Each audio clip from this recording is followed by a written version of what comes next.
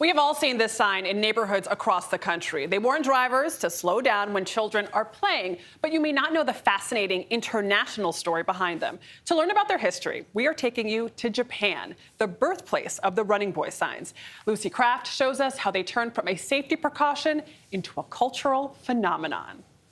In recent years, child alert signs have become a fixture of American neighborhoods. But in Japan, kid warning signs, colorful and even cartoon-like, date back almost half a century.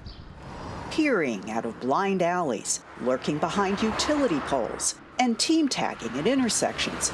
For good measure, one on every corner. These city streets belong to an army of painted plywood urchins, signaling motorists to slow down. Everybody pays attention when there's a running boy sign, this crossing guard told us. This youngster said the sign tells drivers to check both ways for kids.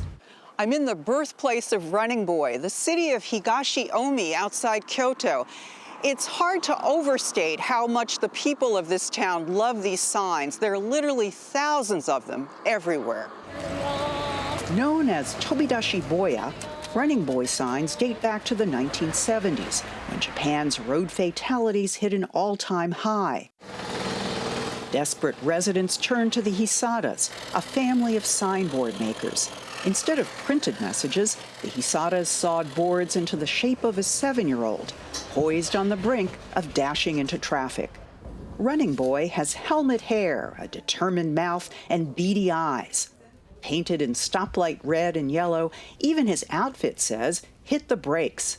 Yoichi Mayumi, a manager for the city's Social Welfare Council, oversees running boy sign campaigns.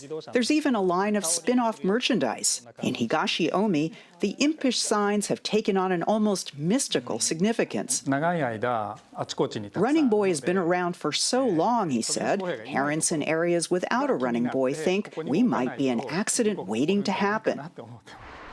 One local man was so inspired by the sprinting sprouts, he occasionally suits up and takes to the streets himself, flagging motorists as a larger-than-life running boy.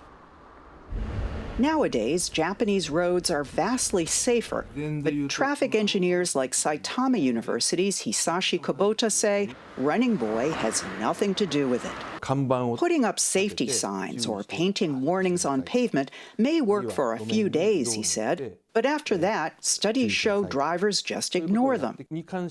What drivers can't ignore are road alterations like speed humps that force speeds down to around 20 miles per hour.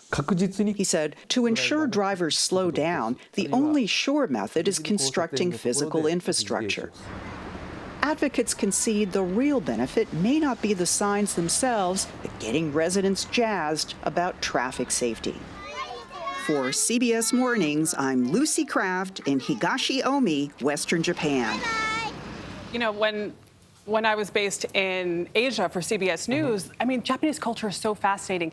Kids go to school on their own, some of them as young as 6 years old. Yeah. So these signs are critical. Yeah. It's important, and I don't see the difference in explaining to children. Remember when we were kids, you know, stop, look, and listen, or stop, drop, and roll, like the little things that they reinforce. Look both ways before you cross the street. These signs are providing that same service. Yeah, you're right about that.